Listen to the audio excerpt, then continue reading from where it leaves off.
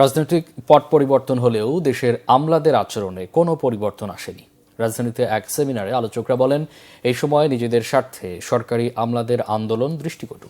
আলোচনায় অংশ নিয়ে নির্বাচন ব্যবস্থা সংস্কার কমিশনের চেয়ারম্যান ডক্টর বদিউল আলম মজুমদার জানান, কমিশনগুলো সুপারিশ দিয়ে দিলে বল যাবে সরকার ও নির্বাচন কমিশনের কোর্টে। আর তত্ত্বাবধায়ক সরকারের সাবেক উপদেষ্টা হোসেন জিল্লুর রহমান মনে করেন, কিছু সময় গেলেও এই সরকারের জন আকাঙ্ক্ষা পূরণের সুযোগ এখনও শেষ হয়ে যায়নি। রকুনুজ্জামানের রিপোর্ট।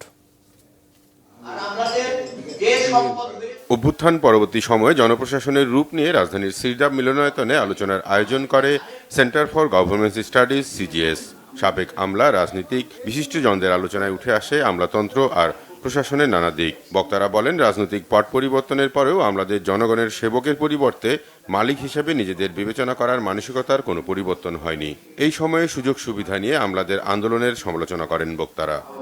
জনপ্রতিনিধি, সে লোকাল জনপ্রতিনিধি যে সার্ভিসটা দিবে, সেখানে বেসিক ফাউন্ডেশনটা হচ্ছে গভর্নমেন্টস এন্ড গভর্নেন্স। এই গভর্নেন্স এর foundation basically lies in the local government.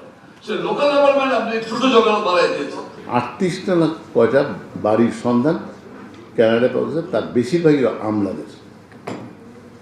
এবং পরবর্তীতে একটা লিস্ট বেরিয়েছিল আপনার আমেরিকাতে যাদের বাড়ি আছে, তার মধ্যে 38 জন ওসির বাড়ি।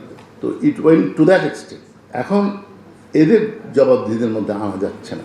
এই যে গত কয়েকদিনে যে সকল আমরা আন্দোলন দেখছি, যে সকল প্রতিবাদ দেখছি, এগুলো কি জনস্বার্থে নাকি কোটারি স্বার্থে, সেই প্রশ্ন আজকে বোধহয় আমাদের জনগণের করার সময় এসছে, সেই প্রশ্ন তোলার সময় এসছে। দেশের রাজনৈতিক ও প্রশাসনিক ব্যবস্থায় আর কখনো যাতে স্বৈরতন্ত্র না ফেরে, সে লক্ষ্যে কাজ করা হচ্ছে বলে জানান নির্বাচন ব্যবস্থা সংস্কার কমিশনের প্রধান।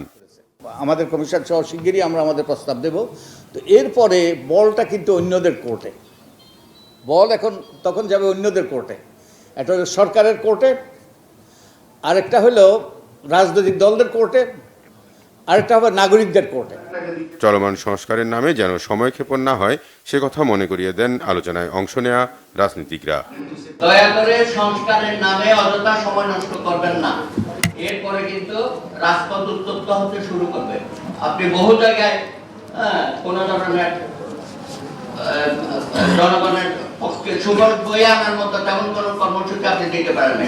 জিরো টলারেন্স করতে হবে, প্রসেস সিম্পলিফাই করতে হবে, রেগুলার ওপেন অডিট করতে হবে, এবং ওই ওপেন অডিটগুলো পাবলিকের জন্য ওপেন না হলে সরকারি পর্যায়ে ওপেন হতে হবে। এই জিনিসগুলো অত্যন্ত গুরুত্বপূর্ণ। এবং এই যে এই বড় বড় মুভগুলো একটা অন্তর্বর্তীকালীন সরকারের দ্বারা করা সম্ভব না। জন আকাঙ্ক্ষা পূরণে সংস্কার আনার ক্ষেত্রে পথরেখা তৈরির সুযোগ এখনো শেষ হয়নি বলে মনে করেন তত্ত্বাবধায়ক সরকারের সাবেক উপদেষ্টা হোসেন জিল্লুর রহমান।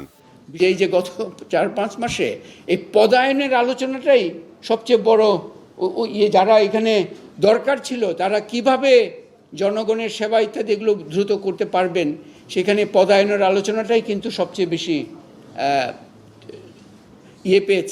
ঢেউ পেয়েছে অ্যাকচুয়ালি। সেটাও আমি মনে করি অত্যন্ত একটা ঠিক হয়নি।